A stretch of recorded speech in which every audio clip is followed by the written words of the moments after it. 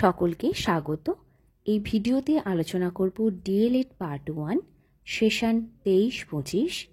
আপনাদের এক্সটার্নাল পরীক্ষা অর্থাৎ মাইক্রো টিচিংয়ের যে এক্সটার্নাল পরীক্ষাটা হবে সেই সম্পর্কে আমি ভিডিওর মাধ্যমে জানাবো।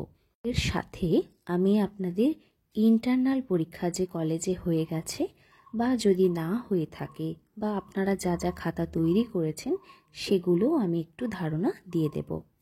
ডিএলএড পার্ট 1-এ মাইক্রো টিচিং বা P1 pre internship process based teaching learning skill enhancement, যেটাকে সংক্ষেপে মাইক্রো টিচিং বা অনুশিক্ষণ বলা হয়। এর টোটাল মার্কস থাকবে 100 নম্বর, যার মধ্যে এক্সটার্নালের জন্য থাকবে 50 এবং ইন্টারনালের জন্য থাকবে 50 নম্বর। প্রথমেই আমি আপনাদের ইন্টারনাল সম্পর্কে একটু ধারণা দিয়ে দিই। যে খাতাগুলি আপনারা অলরেডি কলেজে জমা করেছেন, দুটো খাতা তৈরি করতে হবে। একটি খাতার মধ্যে 5টা মাইক্রো লেসন প্ল্যান থাকবে, আর একটি খাতার মধ্যে 20টি মাইক্রো লেসন প্ল্যান থাকবে। এইটুকু বুঝতে পেরেছেন যে এটা কিন্তু ইন্টারনালের কথা বললাম, যার মার্কস থাকবে 50 নম্বর। এবার আসছি আমি এক্সটার্নাল পরীক্ষা নিয়ে। বাইরের কলেজ থেকে কোনো টিচার আপনাদের পরীক্ষাটা নিতে আসবেন এবং পরীক্ষাটা হবে আপনাদের নিজের কলেজে। মাইক্রো টিচিংটা হবে আপনাদের নিজের কলেজে।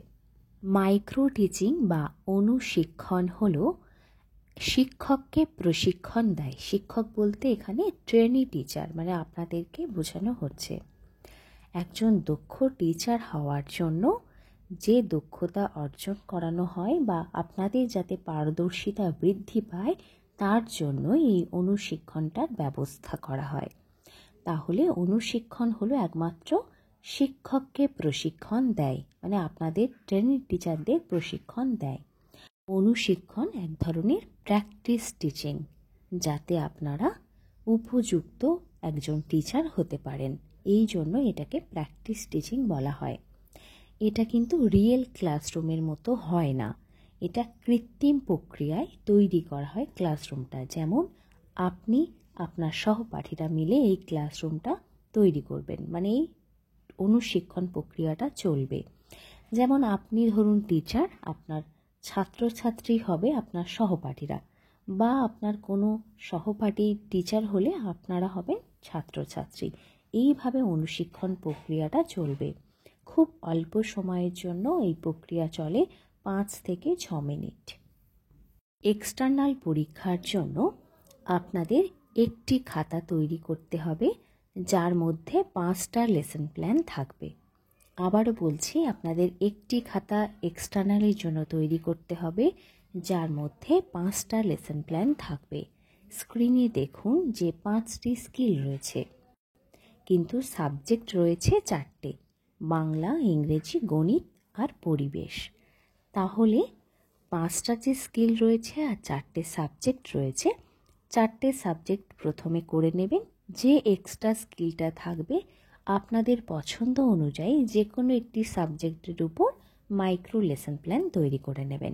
এই যে খাতাটা তৈরি করবেন এক্সটার্নাল পরীক্ষার জন্য, এই খাতার জন্য নম্বর থাকবে 20, আর এক্সটার্নাল টিচারের সামনে 2টো ডেমো দিতে হবে। যেমন বাংলা, ইংলিশ থেকে যে কোনো একটি বিষয় পড়াবেন, আর পরিবেশ আর গণিত থেকে যে কোনো একটি বিষয় পড়াবেন। তাহলে 2টো ডেমো দিতে হবে, এর জন্য নম্বর থাকবে 30। খাতার জন্য 20 আর ডেমোর জন্য 30, তাহলে টোটাল হবে 50 নম্বর। অবশ্যই এর সাথে টিএলএম নিয়ে যাবেন। টিএলএম বলতে চার্ট আর মডেল তৈরি করে নিয়ে যাবেন। প্রতিটি সাবজেক্টের যে যে অধ্যায়গুলি আপনি মাইক্রো লেসন প্ল্যান তৈরি করবেন, সেই অধ্যায়গুলি অবশ্যই বই থেকে ভালো করে পড়ে যাবেন। আর অনুপাঠটিকা বা মাইক্রো লেসন প্ল্যানের যে 5টা স্কিল রয়েছে, এই 5টা স্কিলের আচরণ অঙ্গগুলো ভালো করে পড়ে নেবেন। পরবর্তীতে আমি 5টা মাইক্রো লেসন প্ল্যানের 5টা স্কিলের উপরে আমি ভিডিও আপলোড করে বুঝিয়ে বলে দেব। আর টেলিগ্রাম আমার গ্রুপ রয়েছে, সেখানে আপনারা জয়েন হয়ে যাবেন। আমি একটি পিডিএফ দিয়ে দিচ্ছি, সেখানে আপনারা খাতার ডেমোটা দেখে নেবেন। আমি ভিডিও করেও আবার বলে দেব। এক্সটার্নাল পরীক্ষার সময় এক্সটার্নাল স্যার যিনি থাকবেন তিনি আপনাদের পড়ানোর স্টাইল তো দেখবেন, সাথে যে 5টা স্কিল রয়েছে এই স্কিলগুলির যে আচরণ অঙ্গ সমূহ রয়েছে সেগুলি আপনি কিভাবে ব্যবহার করছেন সেটার উপরেও কিন্তু নম্বর থাকবে। সেহেতু যখনই পড়াবেন, যে 5 থেকে 6 মিনিট আপনি পড়াবেন সেটুকু সময় খুব ভালো করে পড়াবেন। পড়ানোর সময় অবশ্যই ব্ল্যাকবোর্ড ইউজ করবেন, আর টিএলএম বা চার্ট মডেল যেগুলো নিয়ে যাবেন অবশ্যই সেগুলোর ব্যবহার করবেন। চার্ট মডেল দুটোই যে তৈরি করতে হবে এমন কোনো বাধ্যবাধকতা নেই। আপনি যদি নিয়ে যেতে পারেন খুব ভালো হয়, কারণ সব কিছুর উপর ভিত্তি করে কিন্তু এক্সটার্নাল টিচার নম্বরটা দেবেন। তাহলে এক্সটার্নাল পরীক্ষার জন্য আপনারা একটি খাতা এবং টিএলএম ভালো করে তৈরি করে রেডি করে রাখুন। খুব সম্ভবত আপনাদের পরীক্ষাও কিন্তু সেপ্টেম্বর মাসেই হবে, সেহেতু সমস্ত কিছু রেডি করুন।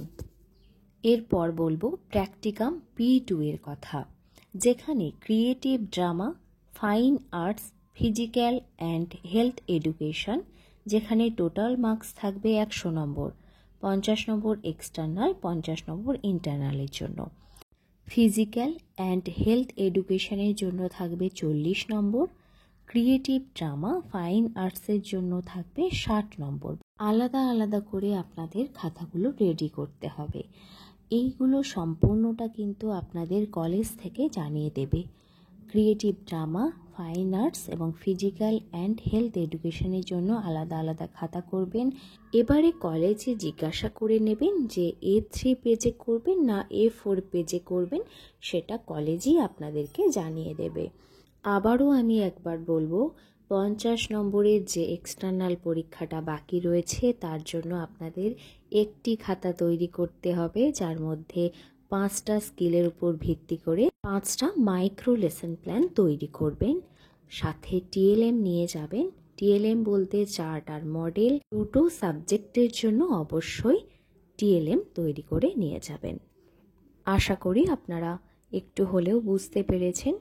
যদি ভিডিও ভালো লাগে বন্ধুদের সাথে শেয়ার করে দেবেন। ডেসক্রিপশন বক্সে টেলিগ্রাম গ্রুপের লিংক থাকবে, সেখানে জয়েন হয়ে যাবেন। কোনো অসুবিধা হলে আমাকে কমেন্ট করে জানাবেন।